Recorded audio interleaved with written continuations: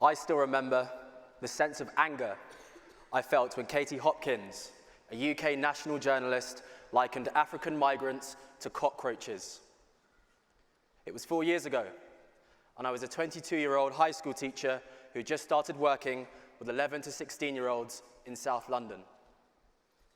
I thought, how would that sort of bigotry impact on my pupils?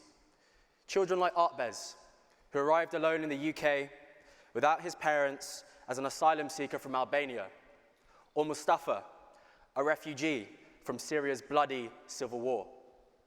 How could I explain to those kids why some in our country saw them just as immigrants, draining the wealth of the public purse? And then I thought about my own mother, a child refugee of the Nigerian civil war. When she came to England, aged 10, in 1969, she had little formal education and couldn't speak a word of English. Refugees and their descendants are resilient, brave, and bold, and we are not cockroaches.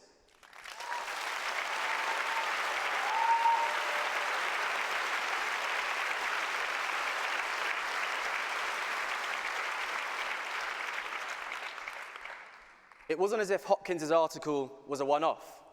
I'd noticed a wave of intolerance contaminating our national conversation. Stories suggested the rise of multicultural Britain was damaging the country, and our nation's Muslim community sided with ISIS supporters and would even hide them from the police. Children of migrants take these lies personally, but freedom of speech is a human right that belongs to everyone. So as a young teacher, I decided to found The Student View to share voices like those of Artbez and Mustafa. We are on a mission to create a newsroom in every school so that children from underserved communities can share their world through words. Already, 1,200 young people have taken part in our media literacy program with the help of 82 dedicated journalist volunteers and the support of technology and media organizations, including Google and the Financial Times.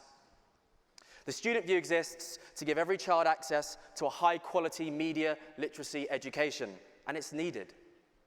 Only 2% of 8 to 16-year-olds in the UK can spot fake news. How many of you feel empowered enough to survive in this age of mass misinformation? It's no coincidence that the most media literate society in the world, Finland, is also the happiest. Critical thinking has been embedded within the Finnish school curriculum for decades. The Student View trains pupils how to spot misinformation, to discern the differences between fact and opinion, and to protect their privacy online. Our pop-up newsrooms connect them with local journalists who volunteer to share their experience with our pupils. Most of our young writers have never met a journalist before. Is it any wonder that only 40% of people in the UK trust the news? I'm an advisor to the BBC, sitting on its Diversity and Inclusion Advisory Group and helping its Director General, Tony Hall, develop creative ways to give young people, as well as those from underrepresented groups, the courage and confidence to have their say. The Student View has partnered with journalists across the country in covering issues including knife crime, child slavery, and budget cuts to youth services. Since this September, we have published 25 local news stories from our school newsrooms. One story, by two of our 14-year-old reporters, led to improved efficiencies on London bus routes, carrying 5.9 million passenger journeys a year.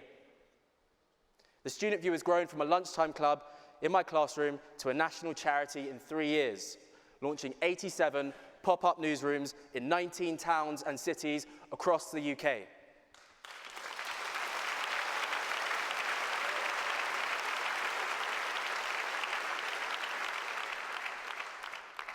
And we have been named by the Global Youth and News Media Prize as the world's best media literacy program.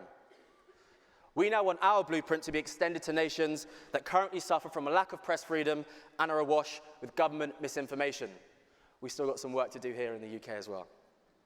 Because history shows us that the strongest democracies nurture their young people to become active and thoughtful citizens.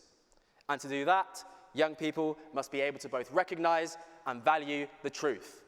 Thank you.